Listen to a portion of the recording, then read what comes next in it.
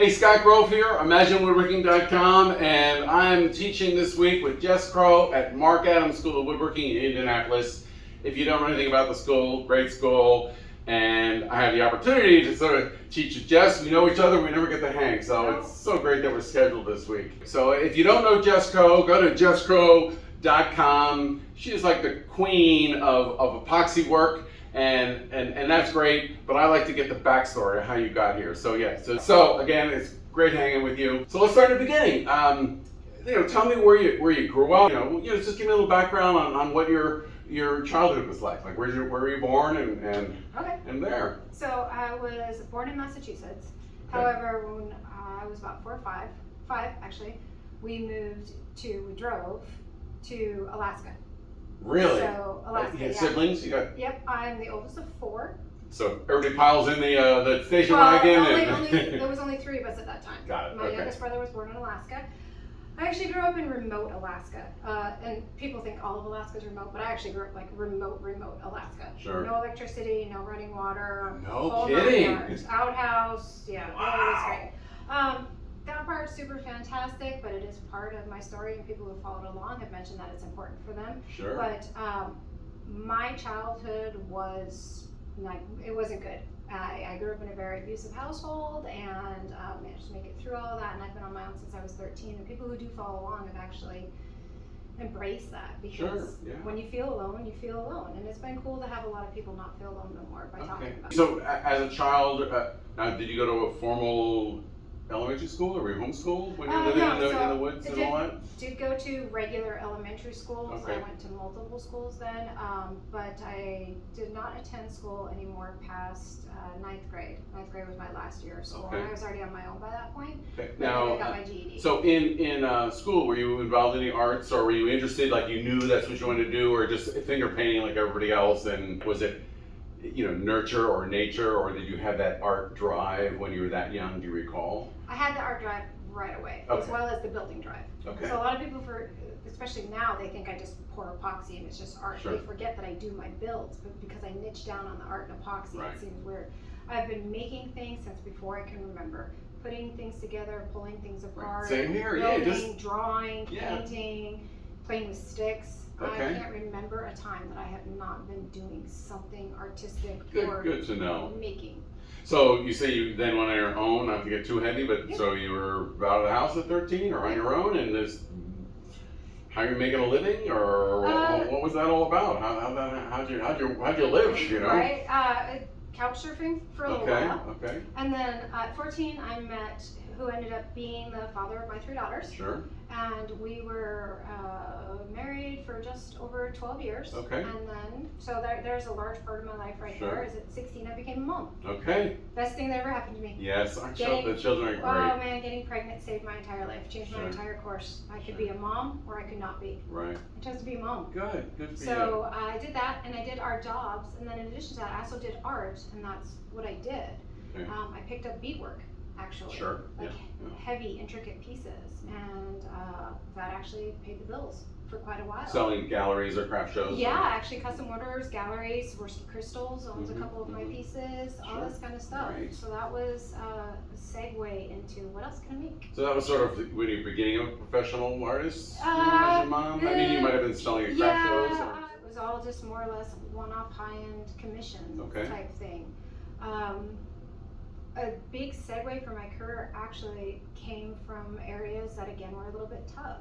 My youngest daughter was very, very sick for a very, very long time. We could not figure out why, but it didn't allow me to have a regular job. Sure. Because she was in the hospital all the time. Wow, yeah, that can be taxing. I was doing beadwork and making things, and I was fortunate enough that people were taking notice of it in my local community, and at this point I was down in Anchorage, Alaska, and it started selling, and then they showed it to more people, so I was able to not have to do craft shows. Lucky you, yeah, just jumping right in, that's right. Yeah, but I quickly learned that client commission work on beadwork when you're dealing with a teeny tiny little bead and somebody wants it placed here can be exhausting. Yeah. But it was fantastic. I learned a lot and I loved it. Okay, and then from the beadwork, what got you into the larger builds and all that? So what ended up happening was I've always loved painting. And at this point now, I've moved out to what's referred to as the Valley in Anchorage. It's a collection of cities. Do they have like a ya? Do they have that Yeah, Valley no. slang? Yeah, no, it's more like a little, not remote Alaska, but you are 45 minutes. Going to the post office box, for instance, that's a 20-minute drive. Sure, okay, sounds like where I live. I kind of live it, like, I can get to civilization, but I got space. Yes, absolutely. Yeah, It would be a little more rural. Well, at the time, again, my youngest is still requiring full-time care, so I'm her full-time nurse. And at the time, that's when flipping furniture and that distressed look was really becoming popular. I'm like, ew, this is terrible.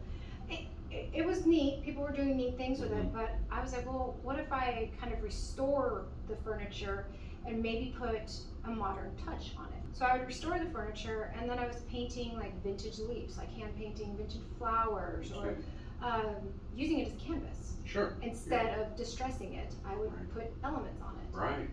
Then I started running out of dressers because I was having so many orders. Sure. So I was like, oh, maybe I should learn how to make a dresser. Right. So then I started learning how to make dressers. Then it turned into, well, a table is a big giant flat canvas. That's a big canvas, Why don't we work on a table? So then I learned how to build tables. Okay. Then also during this time is when I really started creating heavily and learning how to manipulate different colors in wood, tinting them differently. So at the same time as I'm learning how to build, I'm also now learning how to finish properly. And then we just kept going. Just self-taught. It's just yes. Nothing's ever learned by doing it right. No, not at all. A big thing that I've learned is that success through failure. Sure. And then you just started with the epoxy? You just kind of use that as a finish, right? Well, no, actually I didn't use it as a finish. The reason I first started using epoxy was I had a client. The only request was a galaxy and a whale. Oh, right. Yeah, I saw that piece. It had to be a queen head whale. Right. So I started researching how to add depth. How do I add depth to the pieces I was painting? Right. And in one of those things, epoxy had kind of come up to just build. Well, it wasn't necessarily building up layers. At that time, it was more or less to just add a layer element, an element of surprise to it to give it that mirror finish. I was like, oh, okay. And even now, like kind of jumping forward a little bit, even all the students that I work with are like, wait a minute, you can paint on epoxy? Right. At that time, I wasn't painting on the epoxy. I was painting, then layering it. Right. So I made that headboard. It was cool. It just had a nice mirror finish to it. Sure.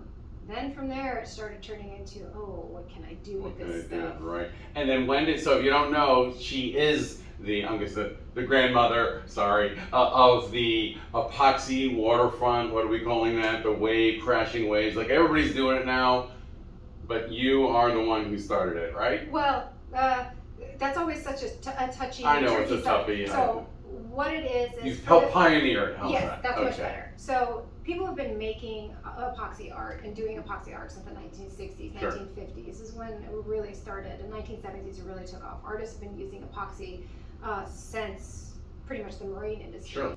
However, when it comes to that ocean crashing wave, most of the time prior to my first large-scale build back in 2018, they were just done on small canvases. Artists were painting the ocean and then putting epoxy on top of them. Right. And they were just starting to put them on small canvases. Artists were doing these little ocean waves.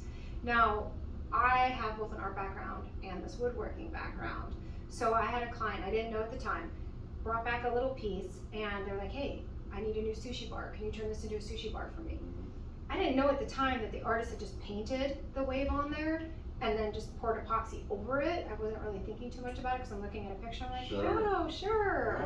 I could do that. Yeah. So that set forth figuring out how to do that epoxy ocean, how to make those crashing waves. So that was back in 2018 and that picture circulated and I was lucky, right? Like Business Insider, Yahoo, Instagram, they all picked it up. Sure. And that was like, oh my gosh, what is going on here? That's great. And you've since recently moved from Alaska? You're now part of the mainland? Yes, part of the United States. Right. You're now a real American. Right? Like, oh, so you don't live in the United States. I live in Alaska. Wait, so you don't live in the United States? Yes. Just coming up on a year ago, I moved to the lower 48. Moving from Alaska for the first time. Right. 40 plus years is very strange. Sure, I'm sure it is. And you teach, this is your first time here at Mark Adams, but you do a lot of weekend workshops at Woodcrafts around Yep. the country and whatnot. Yeah, it's Right. been absolutely wonderful. I've been able to teach at Woodcraft for going on 3.5 years now, Excellent. going back and forth, teaching in all sorts Okay. of places. And you have your own line of epoxy with Total Total Boat, I do. Maker Epoxy, great Yes. stuff. So good. Thank you so much for Thanks, Scott. sharing your backstory. If you want to check out more of what I do, Imagine Woodworking. It helps us both. You subscribe and follow to YouTube and Instagram and all that. It just helps the analytics and the internet gods, whoever controls that. So thanks again. Thanks, Scott. Thanks for watching. See you next time. Bye bye.